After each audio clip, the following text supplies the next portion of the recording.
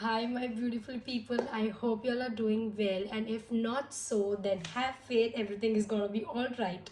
I am so happy because it was my best 31st I could ever have in my life, being alone or without my parents or friends.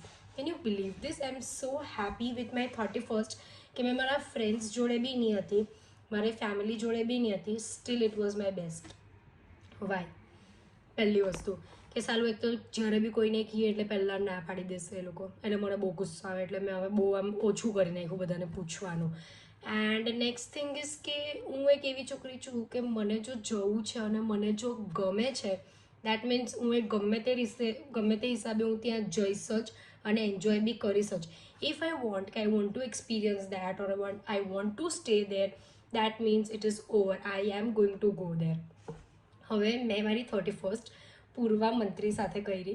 હવે આ મારા માટે એટલું special કેમ છે because નવરાત્રિમાં છે ને લાસ્ટ ટાઈમ સુરતમાં એ ત્યાં હતી, બટ ત્યારે અમારાથી જવાનું પોસિબલ નહીં થયેલું. But this time in Navratri she was in Ankleshwar.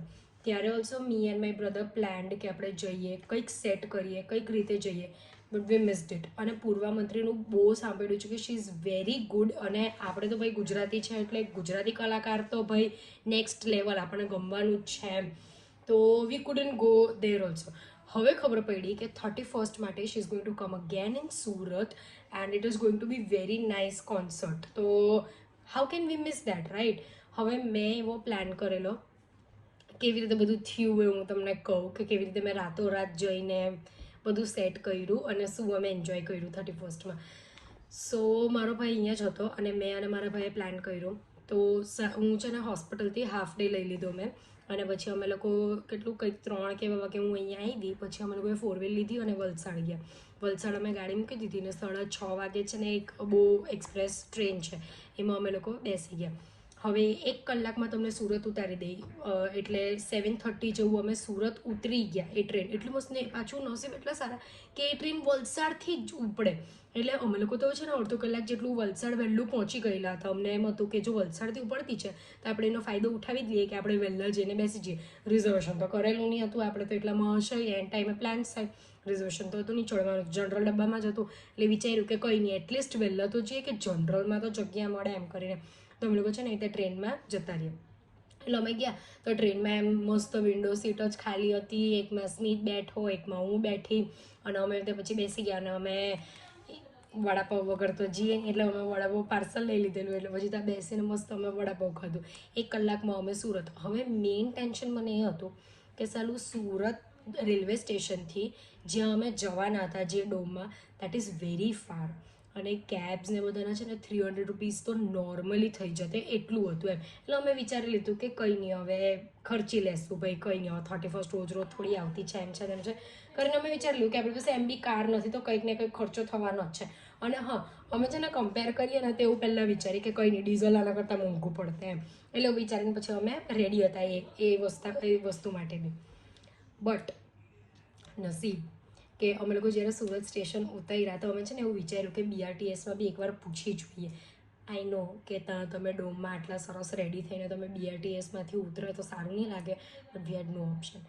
એટલે અમે વિચાર્યું કે પૂછી તો જોઈએ શું છે શું નહીં, એટલીસ્ટ ત્યાં નજીક ઉતરી જઈએ તો નજીકથી પછી અમે કેબ કરી લેશું કે કંઈ બી એમ.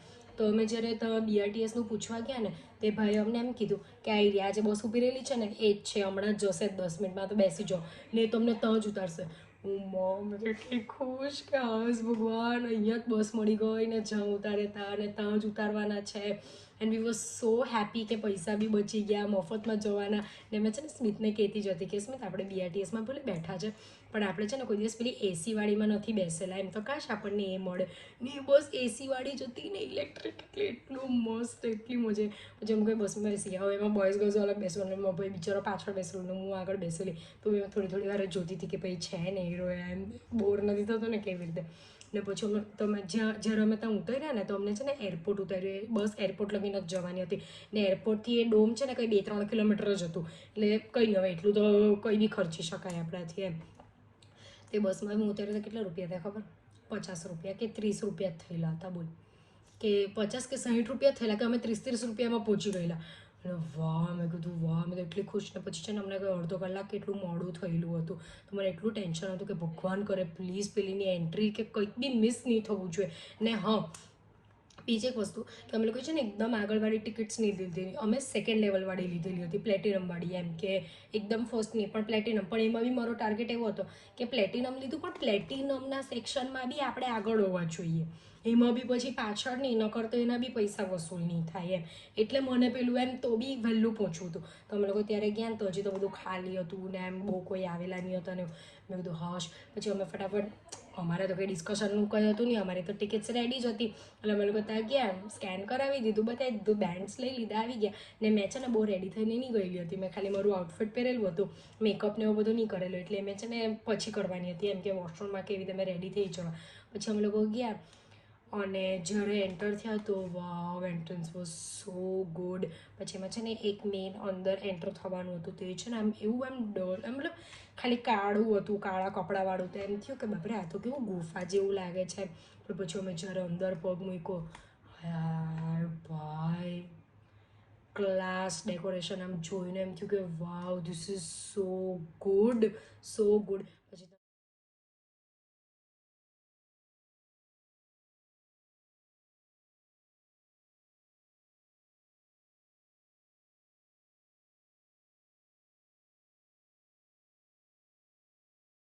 મેં કીધું હશ, પ્લેટિનમ ખાલી છે એટલે અમે લોકો તો આગળ જ ઊભા રહેલા. પછી મેં કીધું ચાલ રેડી તો થઈ આવું. એટલે પછી મેં વોશરૂમ, મેં ને મારો ભાઈ, મેં કીધું તું ઊભો રહે, હું બી જી આવું ને તારે બી ફ્રેશ થવું હોય તો થઈ જાય. એટલે પછી મેં ત્યાં મેકઅપ કર્યો, ટીપટોપ રેડી થઈને પછી વોશરૂમમાંથી બહાર આવી ને પછી અમે લોકોએ ચાલ કર્યું.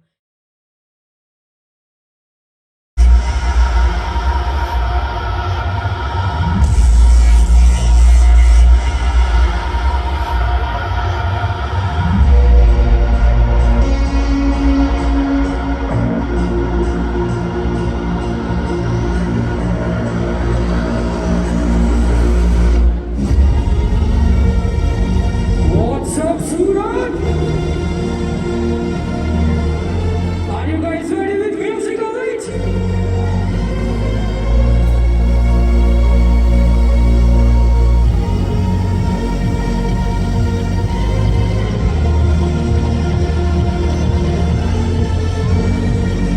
Surat!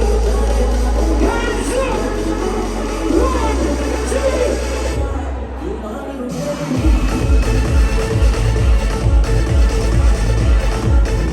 ऐसी एक कन्या जो अद्भुत है, अविस्मरणीय है और है अनन्य।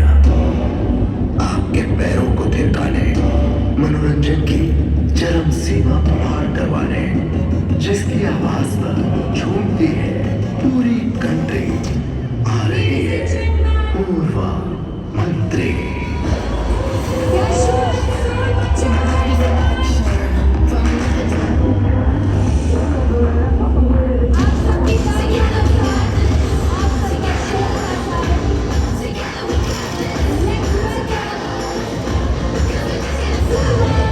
Matri on the stage. Ladies and gentlemen.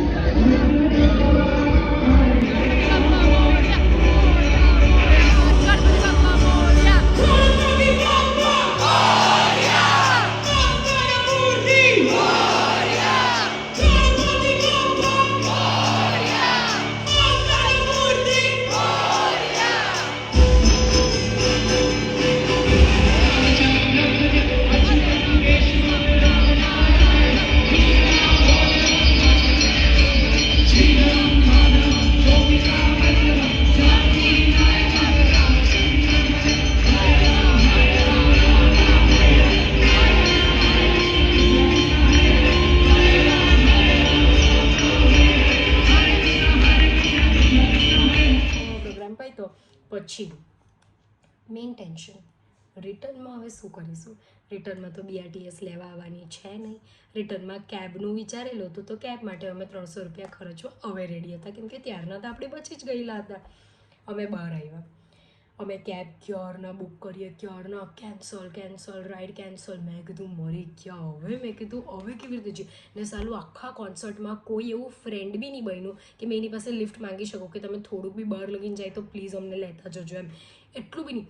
So was like હવે સિરિયસ. હવે અમે કેવી રીતે, ને રાત્રે 1 વાગે અમે કેવી રીતે ત્યાંથી બહાર નીકળી અમે જઈએ? ને સારા આટલા બધા, પણ ત્યારે એ લોકો બધા સ્ટેન્ડમાં, બિકોઝ એ લોકો બધા એ લોકોને એ રીતે આવેલા હતા મસ્ત કારવાર લઈને ને એવી રીતે. આઈ વોઝ લાઈક હવે ગયું એમ, હવે પતી ગયું. તો અમે જ્યારે બહાર નીકળે ને તો બી મેં ભાઈ વાત કરી કે કંઈ નહીં, જરાક ચાલતા થઈએ, બહાર નીકળીએ, જોઈએ શું છે શું નહીં, કંઈક તો રસ્તો નીકળે. તો અમે બહાર નીકળ્યા ને તો ત્યાં છે ને એક ઓટો ઊભી રહેલી હતી. હવે સાદી રિક્ષા તો આવવાની છે નહીં ભાઈ કોઈના માટે, કે કોઈ આટલા મસ્ત કોન્સર્ટમાં આવીને કોણ રિક્ષામાં જવું, ને એમ રિક્ષા તો આવવાની છે નહીં. તો બી અમે લોકો એવું વિચાર્યું કે કંઈ નહીં, ઓટોવાળાને પૂછી તો જોઈએ. પણ મેં મારા ભાઈને કીધું કે ના, એ કોઈને સ્પેશિયલ લેવા જ આવી હશે, એ આપણા માટે તો એમને એમ તો નહીં જ ઊભી હોય એમ. તો મેં એમ કીધું કે ચાલો કંઈ નહીં, પૂછી તો જોઈએ. તો છે ને મારો ભાઈ તો અમે બે તો પૂછવા જતા હતા. તો મેં કીધું હોય હમણાં નહીં, કેમ કે છે ને એક બહુ મસ્ત બોયઝનું ગ્રુપ આમ આવતું હતું. હવે એ ગ્રુપની આમે મેં રિક્ષાવાળાને પૂછું કે ભાઈ તમે જવાનું, બહુ ઇજ્જત અહીંયા જ જશે એમ. તો મેં સ્મિતને કીધું કે હવે મેં કીધું પૂછ. તો બી પહેલાં એ પૂછી લીધું. હજી તો કીધું હમણાં નહીં, તો બી પહેલાં બોયઝ લોકોની અમે, ને સ્મિત પાછું મને પાછળ ફરીને એમ કે શું એમ કે આ જવાની છે એમ કે બોયઝની આમાં શેટ. મેં કીધું તેલને વાગ્યા બધા. મેં સ્મિત સાચું જવાના? તો કે હા એમ કે જવાની જ છે. તો મેં કીધું અહીંયા જવાના કેટલા? તો સાલો કૂતરો એમ કે 300 રૂપીસ. ને એ તો હાફ વે હતું, ડાયરેક્ટ રેલવે સ્ટેશન નહીં. તો મેં કીધું રેલવે સ્ટેશનના કેટલા? તો મને કહે કે 500 થશે એમ કે. મેં કીધું ઓ ભાઈ, અમે લોકો મેં કીધું 300 રૂપિયામાં આવ્યા ને અમને ખબર જ છે કે આટલા જ થાય, અમે અહીંયા નવા નથી, અમને ખબર જ છે. મેં તો એટલી બધી હોશિયારી મારી કે તો બી બાર્ગેન કરું એમ. વાગેલા 1, અમે લોકો ટ્રેનમાં, રિટર્ન ટ્રેન અમારી 2-2:30 વાગ્યાની હતી. મેં કીધું ઓ ભાઈ આવું નહીં હોય. મેં કીધું આટલા બધા થોડી હોય. માને જ નહીં. હવે એક તો આ બધા પબ્લિકને અમે મને લડાવવાનું બી સારું નહીં લાગે એમ તેમ. મેં કીધું ચાલ છોડ, અડધી તો 300 જતા રહીએ, કેમ કે અત્યારે કંઈ રસ્તો નહીં મળે આપણા માટે બહાર નીકળવાનો એમ. જે લોકો બેસી ગયા પહોંચ્યા પછી અમને છે ને બહુ ભૂખ લાગેલી. મેં કીધું કંઈ નહીં, આપણે પહેલાં કંઈ ખાઈ લઈએ. અમે કંઈક ખાધું, પાઉંભાજી ને સેન્ડવિચ ને એવું બધું. પછી અમે લોકોએ ટિકિટ લીધી રિટર્ન ટ્રેનની. એ અમારી 2-2:30 વાગ્યાની હતી. જયશ્રી આ ટ્રેન આવી પછી 1 કલાકમાં અમે ઉતર્યા વલસાડ અહીંયા 4 વાગે. 4 વાગે રાત્રે વલસાડ ઉતર્યા. ત્યાંથી ગાડી લીધી ને પછી અહીંયા ઘરે 4:30 જેવું મેં ઉતારી ગાડી.